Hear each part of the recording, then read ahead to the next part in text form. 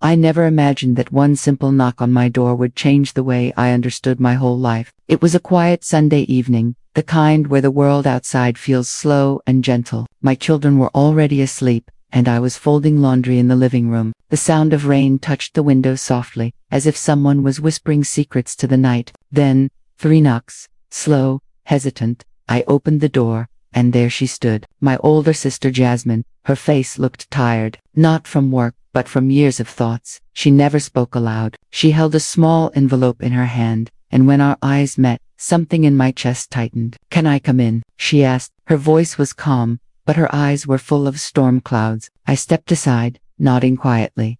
We sat at the kitchen table, the same table where we shared meals as girls, laughing about silly things. But now, silence sat between us like a heavy coat. I noticed how her fingers held the envelope carefully, almost like she feared it would break. I made her tea, hoping the warmth would loosen whatever she carried inside. Finally, she spoke. "There's something you should have known long ago." Her voice trembled. I didn't answer, I just listened. That's what she needed, listening. I had always admired Jasmine. As children, she protected me from loud storms and darker nights. When I was afraid, I would hide behind her. When I cried, she would hold my hand until I stopped shaking. She was the strong one, the brave one. But now, sitting across from her, she looked small, fragile, afraid. She placed the envelope on the table between us. The paper was old, edges yellowed over time. "I kept this for 15 years, she whispered. I thought I was doing the right thing. My breath caught in my throat. 15 years. Why would she hide something for that long? I didn't open it. I just stared, my mind filled with questions, but my mouth stayed silent. Outside, the rain grew louder, running down the glass like tears. "Why now?" I finally asked. She looked at me with eyes I had never seen before, eyes filled with guilt and love. "Because you deserve to know the truth before life writes the answer for you." Her voice cracked at the end. I reached across the table and touched her hand. It was cold. "Whatever this is," I whispered back, "you are still my sister." She closed her eyes, and a single tear fell down her cheek. In that quiet kitchen, surrounded by memories and rain, I felt the world shift, just a little. I didn't know what was inside that envelope, but I knew one thing: when secrets live too long, they grow heavy. And tonight, Jasmine was finally laying hers down. That night, after Jasmine left, I could not sleep. The house was quiet, but inside my mind, thoughts moved like restless footsteps. I kept staring at the old envelope on my bedside table. Its color, once white, had faded into a soft cream, like memories that refused to be forgotten. Every few minutes, I reached for it, then stopped. I was afraid of what waited inside. The next morning, while preparing breakfast, I found myself lost in memories.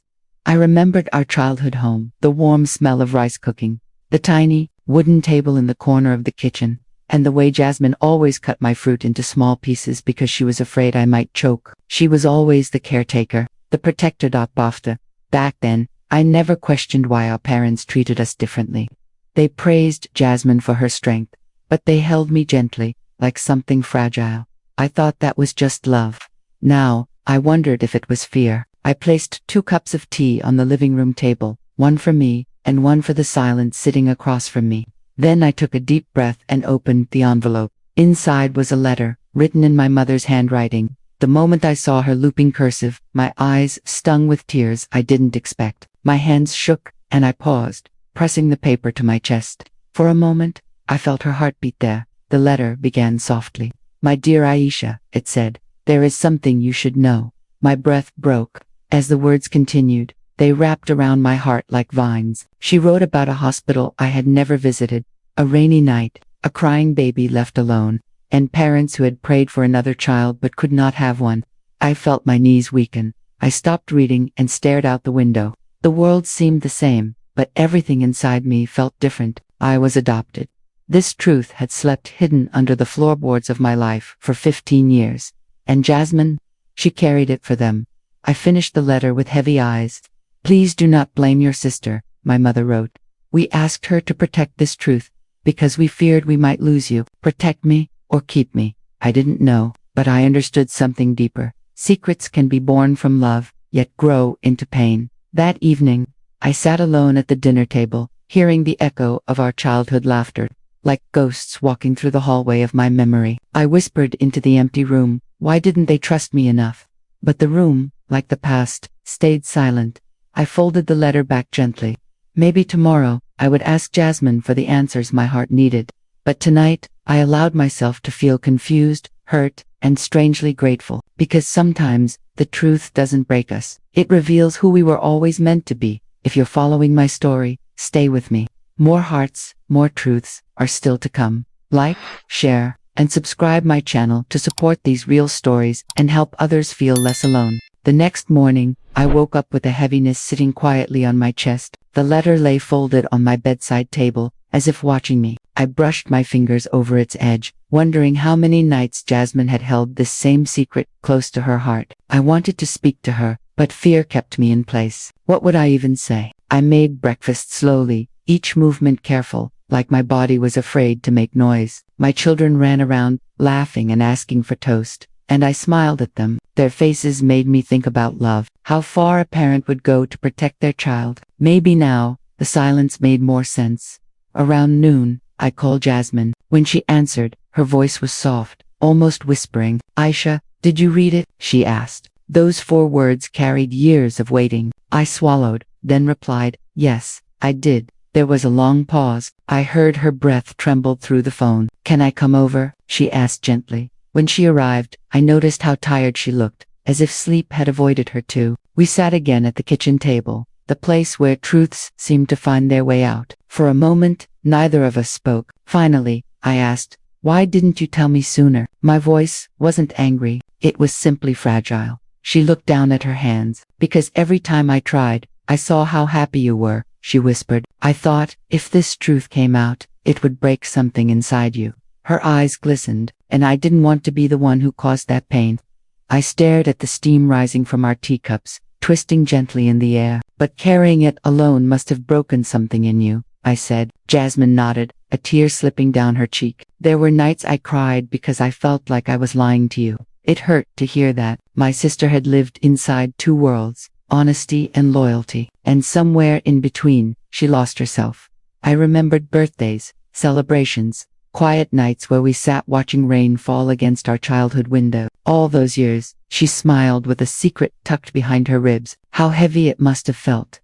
I'm not angry, I said softly. I'm just different now. She nodded slowly, accepting my truth. Outside, dark clouds gathered over the neighborhood. The first raindrop tapped against the glass, gentle but clear, like a reminder. Truth always finds a window. Before she left, Jasmine squeezed my hand. We're still sisters, she said. Nothing can change that.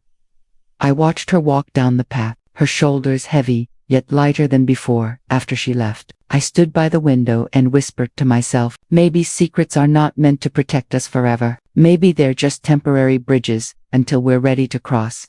Tomorrow, I would visit the old house. Some answers can only be found where memories were born. The next day, I drove to our old family house. The sky hung low with soft gray clouds, and the air smelled of rain. My hands tightened around the steering wheel as memories whispered from every corner of my mind. I had not visited in months. After my parents passed, the house felt like a museum of things that used to be. When I reached the gate, a silence welcomed me. The paint on the walls had faded, and the garden was wild with overgrown grass. I stood there for a moment, remembering how Jasmine and I used to chase butterflies between the flowers. I could almost hear our laughter echoing in the wind. Inside, everything was still. Dust floated in the sunlight like tiny stars. I walked slowly through the hallway, touching the framed pictures on the wall. Our family photos smiled back at me. But now, each smile carried a question. Were they hiding the truth even then? Or were they loving me the only way they knew how? I went into my parents' old room. The curtains were drawn, and the room felt heavy. I sat on the edge of their bed, running my hands along the worn blanket. Suddenly, I noticed the small wooden box on the side table. It hadn't been there before. Its brass lock was open. Curious, I lifted the lid. Inside, there were letters, dozens of them, all written by my mother. Some were addressed to me, others to Jasmine. One letter caught my eye. It was written the year I turned 10. My heart raced as I unfolded the paper. My mother wrote about how they feared losing me if anyone outside discovered the adoption. She worried I would feel unwanted. She prayed that love would be enough. My chest tightened. I whispered to the empty room, I was already yours. The silence answered softly, wrapping around me like a blanket. I wiped my tears and continued reading. Another letter spoke of regret. She wanted to tell me the truth many times, but every time she saw me smile, she chose silence instead. She didn't want to break the girl she loved more than herself. In that moment, something inside me softened. They weren't hiding to deceive me. They were hiding to protect their fragile hope. I folded the letters gently and placed them back in the box. My heart felt different, not whole yet, but healing. As I walked to the door, I paused and looked back one last time. Thank you, I whispered, not for the secret, but for the love that carried it. Outside, the rain finally began to fall. Each drop felt like a quiet goodbye. If you're still with me, thank you for listening to my heart. Like, share, and subscribe my channel to follow the next part of my journey and support emotional storytelling. That night, after returning from the old house, I sat alone by my bedroom window. The rain had slowed into a light drizzle, tapping gently against the glass. I held a warm cup of tea in my hands, hoping it would calm the storm inside me. I kept thinking about all those unspoken years, 15 of them, so many birthdays, dinners, hugs, all holding a truth wrapped quietly beneath them. I wondered how different things might have been if I had known earlier. Would I have loved them less? Would I have pulled away? Or maybe I would have held them tighter. I'll never know. The next morning, I visited my neighbor, Aunt Faiza. She had known our family for decades. When she opened the door, her eyes softened with concern. You look tired, dear. Come inside, she said. We sat in her living room, surrounded by the warm scent of cardamom tea. After a moment, I asked quietly, did you know that I was adopted? Her eyes widened, and she set her cup down gently. She inhaled slowly. I suspected, she confessed, but your parents asked everyone not to speak of it. They were afraid. I looked down, twisting my fingers together. Afraid of what? She reached over and touched my hand. Afraid that someone with cruel words would make you feel less than loved. Her words sank deep into me. Was love so fragile that a whispered truth could shatter it? On the way home, I walked through the park where Jasmine and I used to play. I watched children running freely, their laughter bright and innocent. For a moment, I imagined my mother standing at the edge of the playground, watching me with quiet fear, praying nothing would reveal the secret. I felt a mix of sadness and tenderness. At home, I found Jasmine waiting on the porch. She stood when she saw me. Her eyes were full of worry. Are you okay? She asked softly. I nodded, though I wasn't entirely sure. We sat outside for a long time, watching the last drops of rain fall from the roof. I want to understand, I whispered. How did you carry this alone? Jasmine sighed, looking out at the wet street. Some nights I wished you would find out, she admitted, because I wanted to tell you, but I was afraid you would hate me. I turned to her. Jasmine, you were just a child when this started. They put a secret in your hands that was too big for you. She covered her face with her hands as tears escaped between her fingers. I pulled her into an embrace, the first real one in years. In that quiet moment, I felt the distance between us shrink. Pain had lived in the silence, but healing began in the words we finally spoke. Tomorrow, we would another conversation, not about secrets, but about love that survived them. The next morning, I woke early. Sunlight slipped through the curtains, warm and soft, but I didn't feel rested. My thoughts were still heavy from the night before. I sat at the edge of my bed, holding the letter again, tracing my mother's handwriting with my fingertips. Each curve and line made her feel close, yet far away. I decided to visit the small clinic mentioned in the letter. It was on the other side of town, tucked between old shops and quiet streets. As I walked through the entrance, the smell of disinfectant and old paper filled the air. I approached the reception desk, my voice low. I'm looking for records, from many years ago. The nurse behind the counter looked up, surprised. We don't keep paper records anymore, she said. Everything older than 15 years was sent to the archive basement. Something in my chest tightened at that number. 15 years, the same years that shaped my life without me knowing. She pointed toward a narrow staircase. I walked down slowly, each step creaking beneath my feet. The basement was dim, filled with rows of dusty boxes. It felt like stepping into a room where forgotten stories rested. After some searching, I found a file with my birth date marked on it. Inside were short notes, found outside clinic door. Healthy, wrapped in blue blanket. No name, no explanation. My throat tightened. Part of me hoped for more. A face, a reason, a goodbye. But all I found was silence. I sat on an old wooden chair, staring at those simple sentences. They felt like a wound that never fully healed. I tried to imagine the person who left me there, Were they scared, young, alone? Did they wait behind the wall, hoping someone would find me quickly? Tears filled my eyes. Before I could stop them, I whispered to the room, was I unwanted? The word echoed back, empty and cold. As I walked up the stairs again, I noticed a small blanket displayed in a glass case near the hallway. Blue, soft, old. The sign below said, found with abandoned child, many years ago. My breath caught, my hand pressed to the glass. Maybe it wasn't proof of love, but of hope. Outside, I sat on a bench and called Jasmine. I went to the clinic, I said quietly. She didn't reply right away. Then, softly, she said, I'm sorry you had to go alone. Her voice trembled. But maybe now, you can start asking the questions you never could. I closed my eyes and let the sunlight warm my face. Maybe she was right. Perhaps healing wasn't about answers at all, but about choosing to keep walking. When I returned home, I placed the letter in a small box, not to hide it, but to keep it safe, like the fragile beginning of a story I was still learning to understand. Tomorrow, I would write a letter of my own. If this story touched your heart, stay with me for the next chapter. Like, share, and subscribe my channel to support emotional storytelling and help others find comfort in real stories. That night, I sat at my desk with a blank sheet of paper in front of me. The house was quiet, my children slept peacefully, and even the street outside seemed to hold its breath. I picked up my pen but hesitated. Writing a letter to parents who were no longer here felt strange, yet it also felt necessary. My mother's words had followed me since I first read her letter, and now, it was time to answer.